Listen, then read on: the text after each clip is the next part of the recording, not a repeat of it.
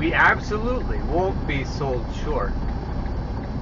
You see somebody who's happy and you say, oh, they're just happy because they have everything I want.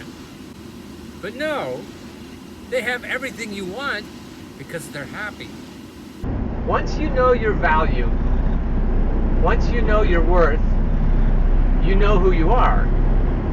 It becomes your identity. If you've been gaslighted into a different identity than your true identity, which is spectacular, your true self is a marvelous being. And if you've been persuaded that you're something less, that's because of the gaslighters. Whether they're physical or metaphysical, that's their job, is to take 0.1 miles, keep left. It's to take spectacular beings and persuade them to be less than. And that ain't it, kid. That ain't it, kid. We were not destined to be less than. So once you figure out who you are, you don't need to take any more shit. You don't need to accept any lesser picture of you, any lesser reality.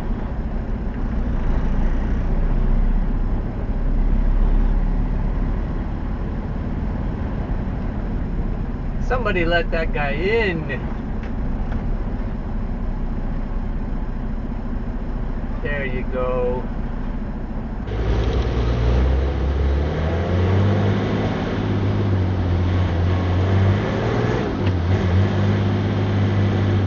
If you miss a shift in Manhattan or Queens, somebody definitely will zip in front of you, or Brooklyn, or Long Island, or wherever you're going. Everybody wants to stay in the fast lane until the last second. And then, look at that, they wanted to get over 2 lanes, and they intended to all along. Keep right toward I-278 East. It's possible to do that in a truck, but you've got to bluff your way through a little bit. I can make this person nervous. They have to drive on the sidewalk now. That's good. Because I'm spectacular, right? I don't need to be treated like that.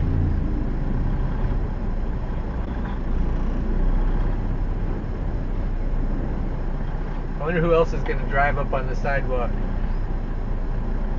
You could tell that guy, girl, drove up on the sidewalk before there.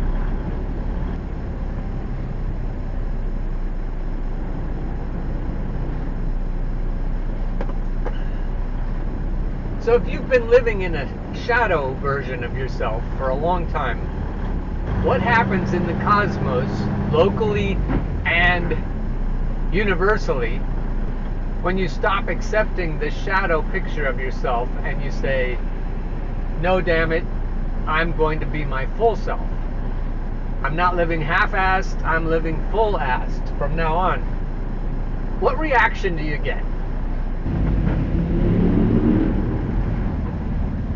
What I noticed when I first moved to Millersville University was that it was contested space.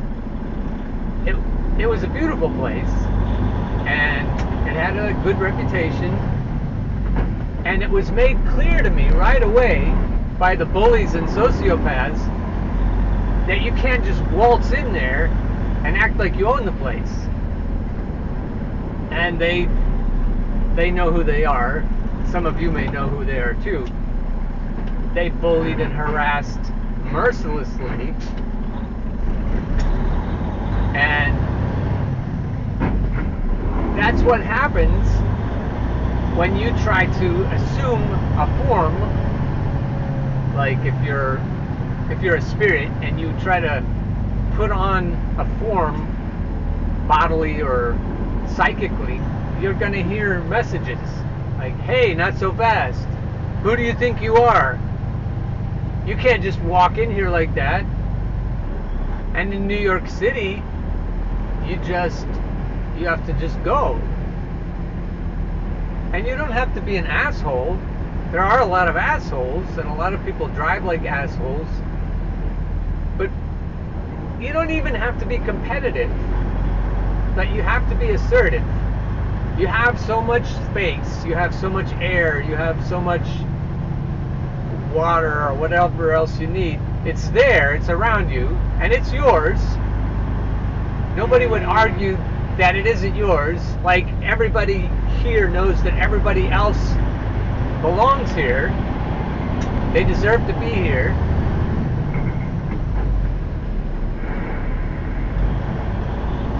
But you still have to, you have to lean ahead. If you're hesitant, then you won't have any space. You won't get anywhere.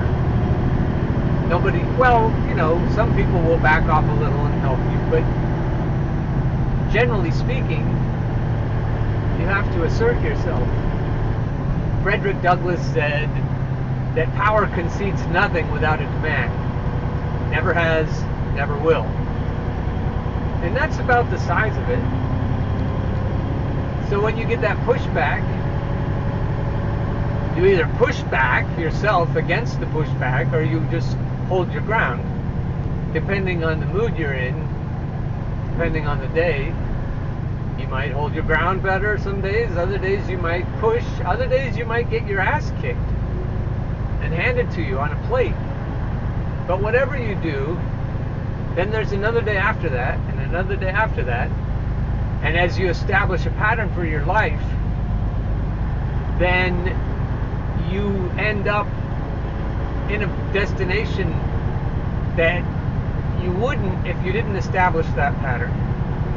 If your basic pattern is assertive, then you'll end up in a different place than if it's meek. Meek shall inherit the earth, according to Jesus. I haven't seen that. If you're meek, the only way you will inherit the earth is if the strong back away and let you have it. If, in other words, power concedes something without a demand. If that place is in the future, so be it, but there isn't any place like that now. And because the universe is not codependent, I don't care what anyone says, you just observe it. It's not codependent. It doesn't tolerate on an ongoing basis codependency.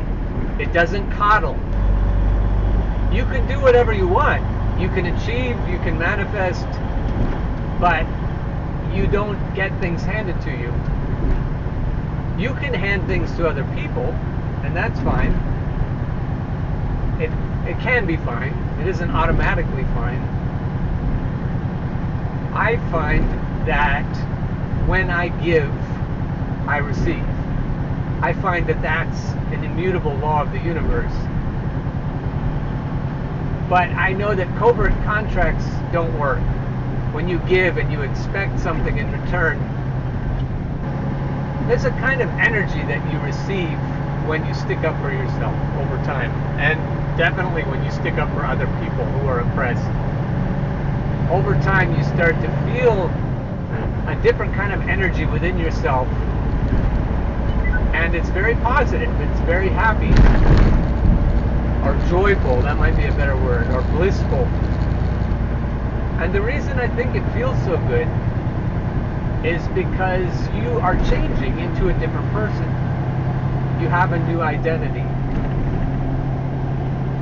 And you have chosen it yourself. Nobody comes up to you and says, this is who you are. You've decided, this is who I am. And there's a kind of joy that comes from that. The closer you get, the slower I drive. But you can't just listen to one person and say, okay, that's what I'm going to do. When I was still a teacher, I told students they needed to do that. They can't just listen to every batshit crazy professor and then say, well, he's the one I'm going to listen to, and everyone else is probably wrong. That's not how I do it, so it's lazy if you let someone else do your work for you and figure out what's true and what isn't true. you want to know how to sort through things, you'll make mistakes, but you have to keep your own eyes open. Take exit 28 on the right to Cadman Plaza West. Nope, I'm not going to do that. And then you decide, nope, I'm not going to do that. And nope, I'm not going to believe that. And you use your best intuition as you sort through everything, and then you decide what's real and right, if anything is, and you do your best. And you watch the people who seem to be getting along well, and you use from them whatever you can, but you still can't just go automatically where somebody is telling you to. Like that sign there, it says 12 foot 4 inches.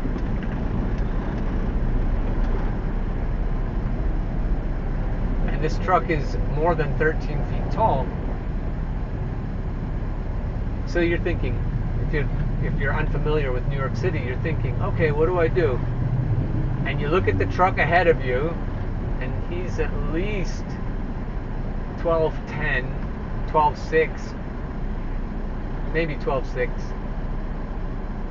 And then you look up ahead and you see a truck your size. I don't know if you can see that far, but there's a truck In my size up mile, there. turn right on Old Fulton Street. And he's not even in the lane that has a higher part of the bridge. He's on the inside lane. And you can see he's not far from the bridge, but he's clearing it. And that's kind of how it goes in life. You see who's making it under the bridges and who's getting around where they need to go, and you say, okay, I won't heed the sign, I'll look at it. You always look at the signs, but you don't always heed the signs. See, the bridge is higher on the right than on the left, and big trucks go on the left. They don't seem to hug that left wall, but they go in that lane. Turn right on Old Fulton Street. I haven't been brave enough to try that yet.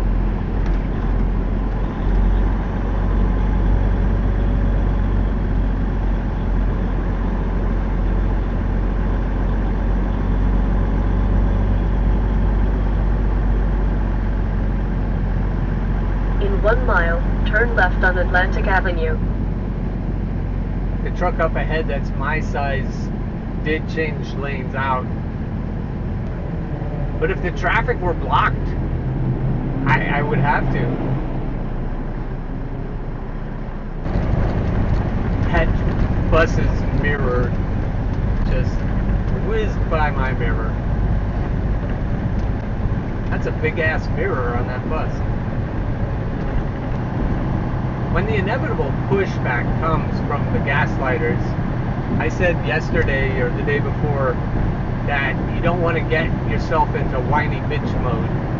You don't want to complain about bad treatment. You want to insist on good treatment, expect good treatment, and instead of entering into a kind of codependency where you have to negotiate, the best thing to do is to just separate yourself from the kind of energy that wants to exploit you. You can exploit in return. You can get everything, like get your goat back. That was something I heard growing up. Don't let them get your goat. Be like, in British culture, I've heard them say, and get your own back. And that mirror just about touched me too. I don't know that you have to get your goat back. I think it's easier and better and healthier to just leave or get a restraining order, do what you need to do to separate yourself from negative energy. But you can definitely turn the tables on exploiters. And bullshit, a bullshitter? I don't know. I know you can exploit an exploiter. You can bully a bully. Absolutely. I wouldn't recommend it for your karma, but it might be tempting once you learn how everything works to help them understand what it feels like to be on the other end. In But- 1.25 miles, keep left on I-278. But the problem with that is that bullies usually are bullies because they've been bullied and because they already know what it feels like. And they hate it so much that they just think they'll be safe if they're the one bullying. They have this innate, inherent belief that zero sum is the way it works and that you just, one way or another, somebody's going to lose. And once you believe that somebody has to lose, it puts you in a horrible place. It puts the universe in a precarious place, and it's just not worth thinking that way.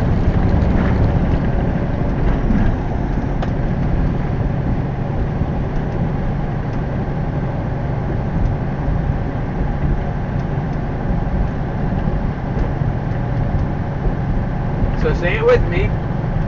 Do no harm, take no shit. And never ever let anyone sell you short.